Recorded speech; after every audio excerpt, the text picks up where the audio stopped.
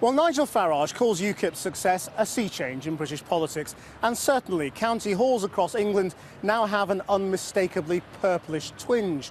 Whether those victories can be translated into actual seats here at Westminster is another matter. But already the party is influencing the national agenda, with David Cameron promising to focus more on Ukip bugbears like welfare and immigration.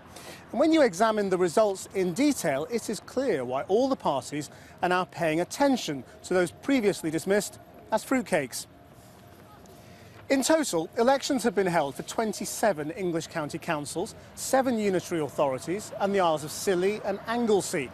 All ballots have been counted and the Conservative Party has lost 335 council seats, now holding a total of 1,116.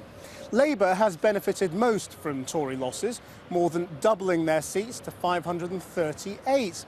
The one-time party of protest, the Liberal Democrats, haven't fared well either. They have 352 seats, a loss of 124. The Greens added 5 councillors to their previous tally of 17. So what of the party of the moment? Well, Ukip have won 147 council seats. That's an increase of 139. As a share of vote, current estimates suggest that the Conservatives now have 25%, Labour 29% and the Lib Dems 14%. Ukip looks set to have won a significant 23%. In terms of council control, this is what the electoral map looked like yesterday. Now the Conservatives have lost control of 10. 2, Derbyshire and Nottinghamshire, went to Labour, while the other 8 have no overall control. Well, David Cameron says his party will work hard to win back disaffected voters who jumped ship to Ukip, as our political editor Gary Gibbon reports. And a warning, there is flash photography from the beginning of this report. I tell you what, I've been up half the night. This is absolutely marvellous. Lapping it up, Nigel Farage's Ukip supporters gave the main parties a giant V sign in the English County Council elections. And they did so in numbers few had predicted. Ukip took the bulk of its new support from the Conservatives, but seriously ate into Labour and Lib Dem support too. Really what last night's about, it's about Shire England saying we don't really get the 3 parties here in Westminster, the establishment. They're not speaking the same language as us. They don't understand what their policies have done to our lives.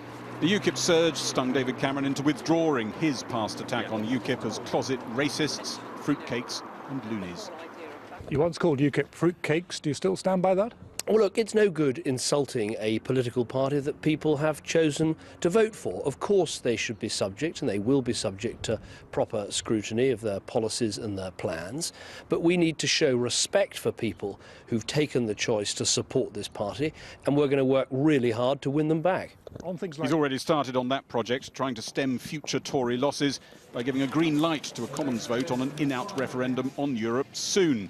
His team will try to focus on more strident messages on welfare and immigration.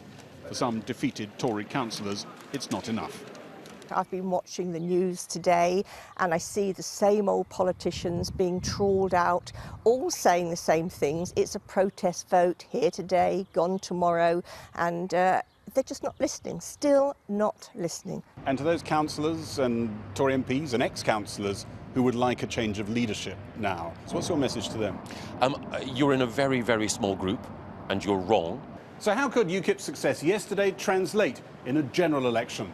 Last time these councils were contested in 2009, UKIP got about 15% of the vote. 1 year later, in a general election, that was squeezed down to 5%. This time round, it looks like their share of the vote in the same councils could be 23%.